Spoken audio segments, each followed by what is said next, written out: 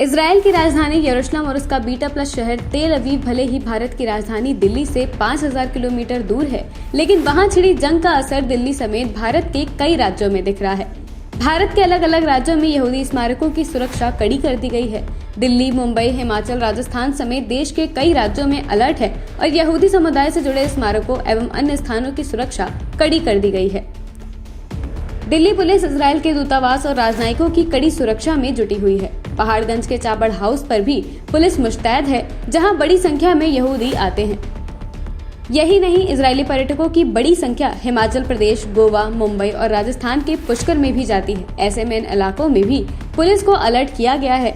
यहूदी समुदाय के लोग और उनसे जुड़े स्मारकों पर हमले का अंदेशा है। हिमाचल के मनाली और धर्मशाला में यहूदी ठिकानों की सुरक्षा मजबूत की गई है। इसके अलावा मुंबई में भी प्रशासन अलर्ट पर है। इसके अलावा भारत में यहूदी समुदाय से जुड़े लोगों के निजी संस्थानों को भी पर्याप्त सिक्योरिटी दी गई है।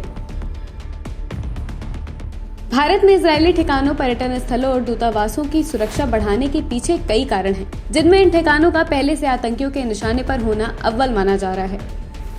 वहीं 2012 में एक इजरायली राजनयिक पर हमला भी हुआ था, जिसके बाद से सुरक्षा चाक चौबंद रखी जाती है। दूसरी तरफ भारत आधिकारिक तौर पर इजराइल के साथ खड़ा है, लेकिन भारत की जनता दो भागों में विभाजित है। कई लोग फिलिस्तीन के हक में खड़े हैं, तो कहीं इजराइल को समर्थन दिया जा रहा है। ऐसे में एक अंदेशा ये भी है कि कहीं भारत में मौजूद फिलिस्तीन समर्थक इन स्मारकों और पर्यटन स्थलों या इजरायली नागरिकों को नुकसान न पहुंचा दे। वैसे इजरायली नागरिक युद्ध छिड़ने के बाद से अपने देश लौट गए हैं, क्योंकि इजराइल में आम नागरिकों को भी सैन्य प्रशिक्षण दिया जाता है और वे रिजर्व सैनिक की कैटेगरी में आते हैं। यही वजह है कि युद्ध के तुरंत बाद भारत, अमेरिका, ब्रिटेन समेत कई देशों में रह रहे इजरायली नागरिक स्वदेश लौट चुके हैं। Bureau report, daily insider.